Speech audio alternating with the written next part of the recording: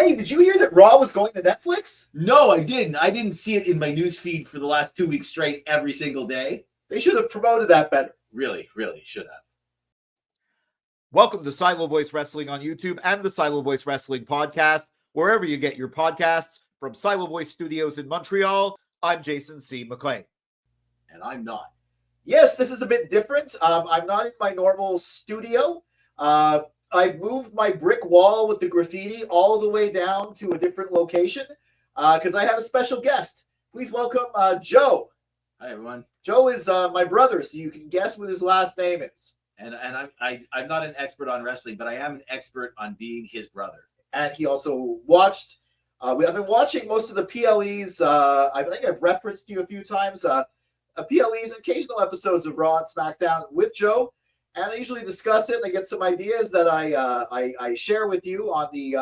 By the way, make sure you like, share, subscribe, ring that bell for notifications for all my wrestling hot takes, cold takes, simmering takes, WWE Premium Live Event reviews, predictions, wrestling opinion pieces, and assorted thoughts on Raw and SmackDown. And this is not really, it's sort of a mix between a PLE review and an assorted thoughts on Raw. So we're going to go through the matches because this Raw really felt like a PLE. By the way, recording this right after Raw on Netflix. They're still doing the post game on YouTube at this point. January 6th, 2025, a little bit before midnight. So, Joe, what did you think of the Raw on that? Well, so the reason why I'm here is because I'm maybe not as avid a fan as some of the people who would maybe watch a review on YouTube or, for example, yourself.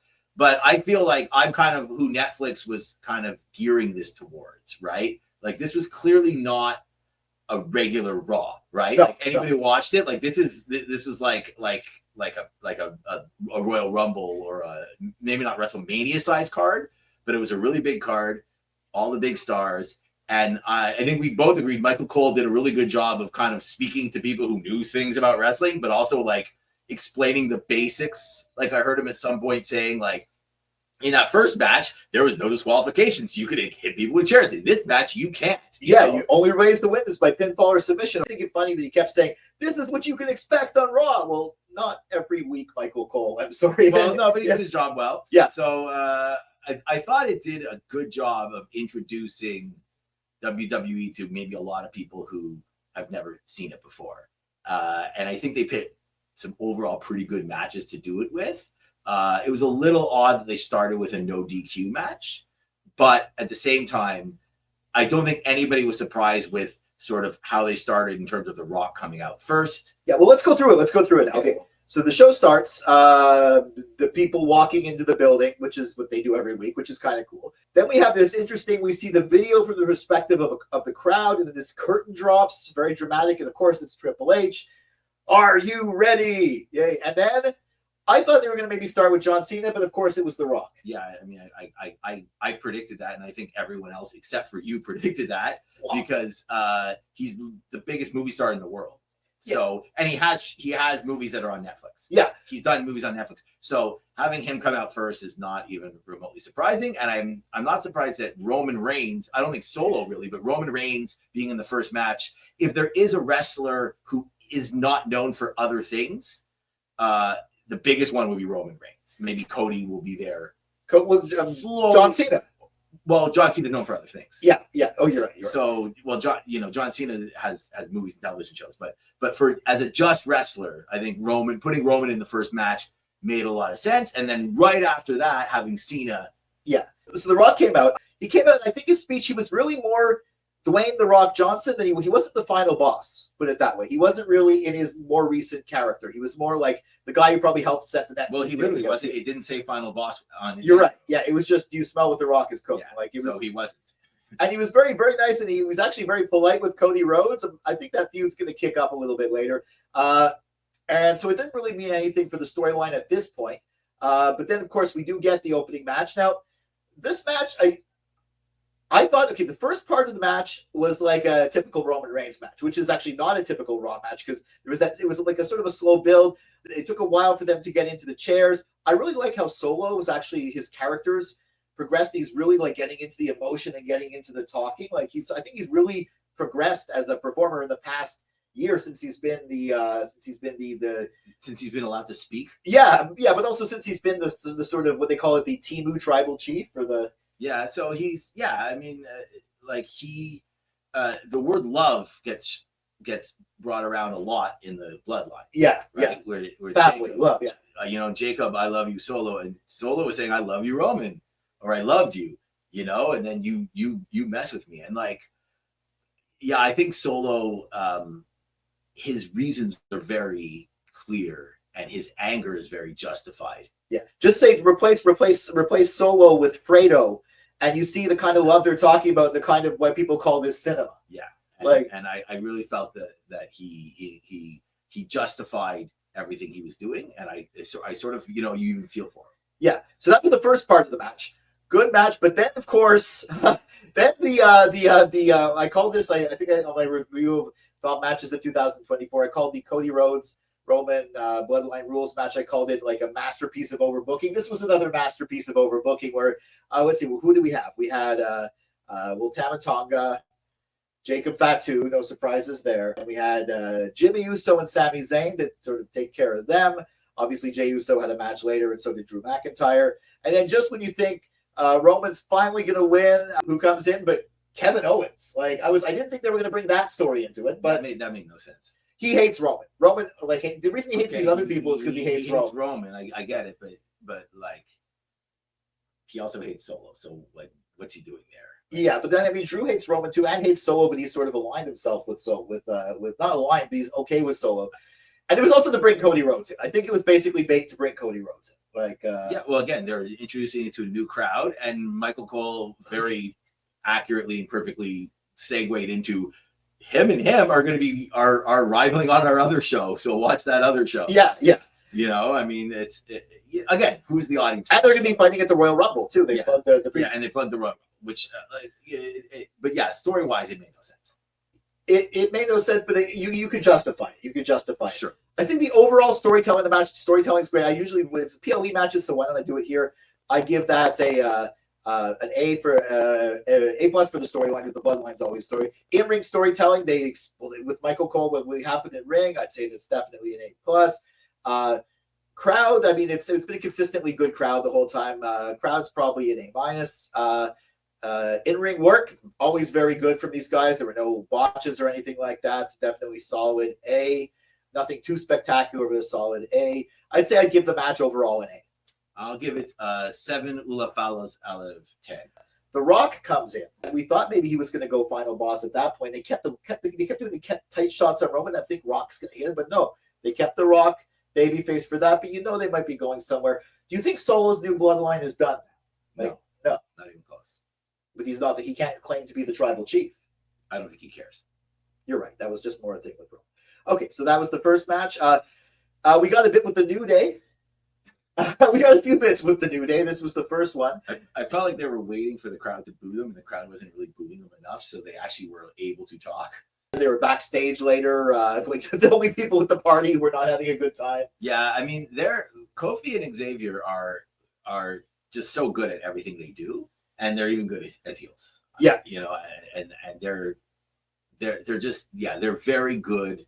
Both of them are very good on the microphone, and if it's to be a heel, they're very good at that too. And we don't know why we're heels. Why you're booing us, Ben, is actually working very well, I think. Of course, they were not as well known by the broader audience, so that's why they had them a few times to show these are some of the people you're actually going to see on Raw. Like you showed the Viking Raiders, I almost said not the Viking Experience, not the Viking Eric and Ivar, the War Raiders, the tag team champions. Those guys were in the crowd. But they're showing the people who you are going to see if you keep watching Raw. It's not going to be the Rock and Roman Reigns. And the booing was like they were teaching the people at home. Like, these are the guys you boo. Yeah. Then, of course, somebody everyone knew not to boo was John Cena. Even though it was so cheesy, I love how he discovered, wait a second, I could just enter the Royal Rumble and win.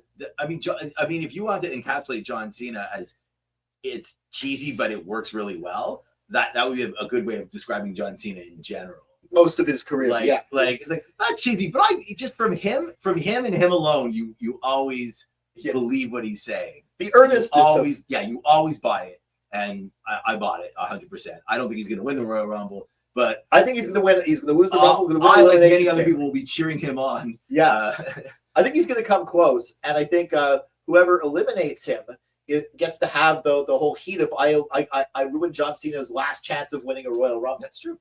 And then I think he's going to go on and be in the. He's already advertised for the event, but be in the Elimination Chamber and win that and fight some champion possibly at WrestleMania. And then Rhea Ripley versus Liv Morgan. Now you thought Rhea was going to win. Yeah, I don't know. Why not? Why not? Well, I thought I was like, you know, she wins 95% of her matches. It wasn't a bold prediction, except against Liv. Like, and that was the thing that was well, driving she was people. due then. I don't know.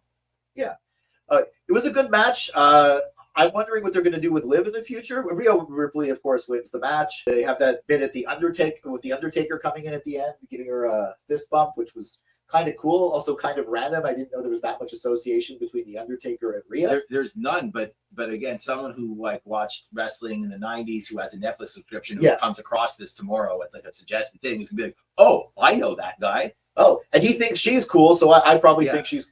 I thought the match was solid. It was entertaining. I think Rhea wins, but what's going to happen with Liv now? Anything she wants. I mean, true. I mean, she's established herself now as anything. I mean, if she wants a rematch, she could theoretically get it.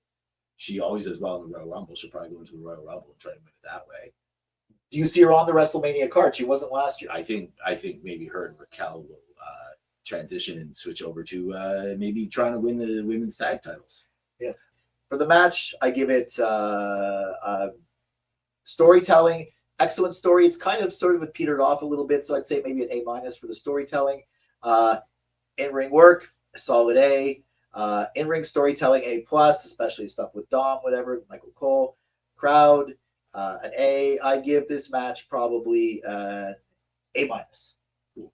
I give it 8 Undertakers out of 10. 8 Undertakers out of 10. Yeah. It was sort of like a non sequitur him being there. That's what I was saying. Yeah, it made no sense. You know, at this point, one thing we might want to mention is we sort of picked up on this, the commercial breaks. I don't know if you saw commercials.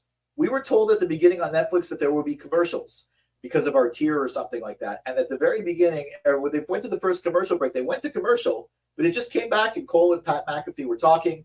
And then the screen went dark again, and then they came back from commercial. Was that your experience? Yeah. This would definitely be something that anybody who would want to comment about it. I'm sure people online that you like to care about what they think, but I'm sure a lot of people notice it. It just kind of would fade to black and then come back, and then the match would continue, and then they would come back from commercial, even though we were already back from commercial because there was no commercial. So I don't know what that's about. I don't really mind ads. We've been watching ads in wrestling our whole lives, so it's not like we're trained to be fine with it. But if they want to just not give us ads, we're cool with that too. Maybe our region didn't sell any ads yet or something. Maybe they were teasing us with the no ad version, and next time they hit us with the ad. Anyway, it was awkward. The editing of it was awkward for us. Maybe other people have the same opinion. Maybe other people didn't even notice it. Yeah. Overall, the production values, though, I think were very good on this episode. There's also that bit with the New Day and Karrion Kross. Not the New Day, sorry, the Miz and Karrion Kross. They got a little bit. That was fun with the crowd. There's also all the celebrities in the crowd. Macaulay Culkin was there. Oh, I didn't see that. Yeah, I think you were upstairs at that point. Macaulay Culkin was there. You know that every single match was won by a babyface? And I made this observation that this might happen if this match went that way too. And Jey Uso beat Drew McIntyre. Now, honestly, I thought Jey was going to lose. I thought that match was just on the card for the entrance. Yeah, that was definitely the upset of the night, and definitely the unexpected one of the night. I don't think too many people were picking Jey to win. I don't think he's ever beaten Drew before. He hasn't, and neither has Sami Zayn. I don't know if Jimmy Uso's ever beat Drew, but Roman's beat him by cheating. I don't really. Yeah. No, but it was still the entrance was great. Of course, it was over the top. Pat McAfee on the desk. It was really. I don't think I've ever seen someone doing drugs live on Netflix before. Oh yeah, that's so right. It was that might be a thing that Netflix might not be too happy about, but with kids watching and whatnot. But I didn't take a note of I know he's a very famous rapper. Travis Scott. Travis Scott, of course, is who I was thinking of. I could not forget a name like that. Being the hip hop aficionado that I am. Yeah. Anyways, I'm not hip hop aficionado. Anyways, that was kind of like, I don't think Netflix really planned that or WWE planned that. Yeah, they were go walked out to the ring with Jey Uso. They didn't expect he was going to be blowing a fatty, and hopefully Jey didn't inhale too much. Well, it didn't mess up his wrestling. So he won the match. Yeah, so I mean, he was still. he won. Actually, it was a good match. It was a solid Jey Uso Drew McIntyre match. I mean, I guess doing the ratings on this one. Well, the crowd's an A+ on this one. The crowd still always steals the show with the entrance and everything like that. In-ring work was solid. I mean, Jey Uso is more known for his entrances and his promos than his in-ring work, but Drew is solid in-ring. I'd say like B+. I'd say the in-ring storytelling was a solid A. The overall story is very good. A+. Just with the, I'm just going to give this one an A-. I'm giving all the matches pretty much. I will give it yeet. Yeet. No, I didn't give it 2 yeets. I gave it 1 yeet. One yeet. Yeet would be a better match. This show obviously succeeded on a number of levels, but I don't know if it succeeded in pushing real American beer. Hulk Hogan got booed. By the way, for anybody who is new, that's the joy and the beauty of live television. Live wrestling. With a crowd who it's not like any other live crowd event. The crowd does what they want. Yeah, and they thought Hulk Hogan coming out with Jimmy Hart waving an American flag, everyone's going to cheer, and it was boo-tastic. They do not like Hulk in Los Angeles, I guess. I don't know. I mean, maybe those were that's the advertisement that they were speaking of, because that was clearly an ad. Yeah. Right? So that was just an in-person ad. I think his beer was on the mat. Yeah, exactly. I like the black mat, the white ropes. Well, again, that is Netflix branding. So, but it looks good for this. It looks good. It looks like boxing. It looks like Netflix. Yeah, they have Hulk Hogan's Real American Beer. They have Netflix, which is not in the center for some reason. They have Fortnite, which is in the center. I guess they paid him a lot more money. They have like Riyadh season, which is Saudi Arabia. Yeah. So they have ads. Snickers. I don't know why you're giving them free ads right now, but well, they're already on the ring. I mean, yeah, well, maybe they can sponsor this video. Drop me a line in the comments if you want. Hulk, if you sponsor our video, we'll only boo you a little bit. We'll only boo you a little bit.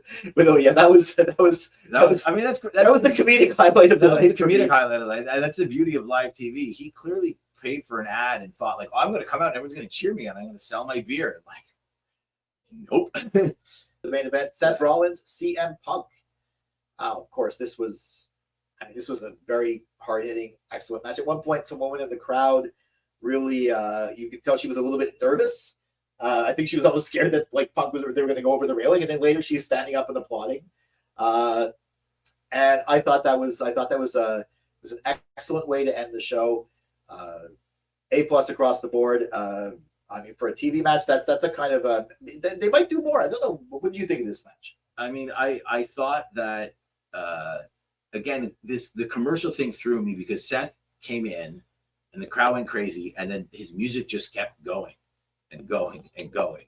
And when they normally would have gone to commercial break, and it kind of lost a bit of momentum. And then CM Punk came out a little more of a little bit more momentum came out to it, but I found it a little like slow. Yeah, I found it a little like labor, like the whole. It was 3 hours and it was 3 full hours without any breaks, and I found it like it was kind of dragging at the end. Did they get ring introductions on that match? I don't remember hearing any ring introductions on that match. I don't think so. We can rewatch it. It's on Netflix, but we're not going to do that now.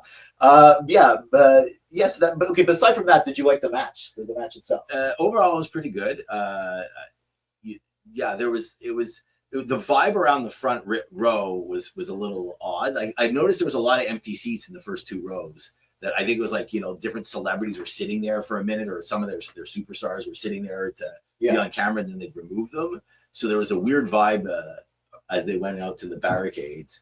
But the actual match itself was fine. And again, it was like Michael Cole doing a artistry of explaining like that move is actually CM Punk's finishing move, but Seth is doing it. But they did that a lot, though. They did each other's moves quite a bit. Yeah, and he kind of had to explain, So again, it was for people who've never watched wrestling before, who haven't in 20 years or whatever. the announcing, but the match itself was designed for people like like me or who have watched it. I thought it was really clever. Maybe they're setting up a trilogy. I don't know where they're going to go from here. But you know what? Honestly, I would just give it a like. I mean, yes, this show was designed for the Netflix for the first time audience. And I'm not first time audience, but it was enough. I think it was good enough for me that I really enjoyed it. And I also, the fact that they kept reminding us they're on Netflix, I'm okay with that because I like Netflix's platform a lot better than we used to have Sportsnet in Canada, which was kind of No, I'm not sorry to.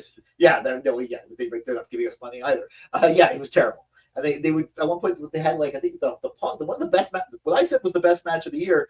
Punk and Drew McIntyre, Hell in a Cell. For the first half of it, we were getting like Japanese commentary, and then like things would flit out and stuff like that. And, it was the platform was subpar in Canada, at least. I'm sure around the world it was different.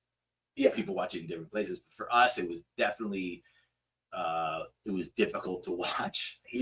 So we're happy. Netflix platform is been around for a long time. It's the standard. It's sort of the standard. So I mean, I don't really care which provider, but I do like that it's Netflix. For a long time on a previous provider, we couldn't even fast forward. So like that's just ridiculous. In Canada and UK, everything's on Netflix, which is great. So Anyway, so like I said, any final thoughts on the Raw premiere on Netflix? I give it 4 doom-dooms out of 5. Okay. 4 doom-dooms out of 5. I give it, you know what? I'd say considering what they attempted to achieve, even the little funny bit with the Hogan getting booed, I'd say they succeeded 100%. So in that, it gets an A+. As far as an overall, as an episode of Raw, it's an excellent episode of Raw. As far as a PLE, it's a decent PLE. So maybe that would bring us overall, maybe an A-. Okay. Make sure you like, share, subscribe, ring that bell for notifications. If you have any different opinions, drop them in the comments. Follow at Silo Voice Wrestling on Facebook and Instagram, at Silo Wrestling on X, and me at Jason C. McLean on X and Instagram. And Joe's my brother. And please tell us about the commercial breaks. I'm really curious. Let us know in the comments about did you actually see commercials, or did it come back to Michael Cole and Pat McAfee? Yeah. By the way, good. I'm glad they went back to that team for this. I think it's solid. Although I am a big fan of Joe Tessitore, and of course of my broadcaster of the year. Her name escapes me. Hockey person, Jackie Redmond. Why are you looking at me? You know hockey. Okay, so for Joe and for Silo Voice Wrestling, for Joe and for Silo Voice Studios in Montreal, I'm Jason C. McLean. I'll catch you next time.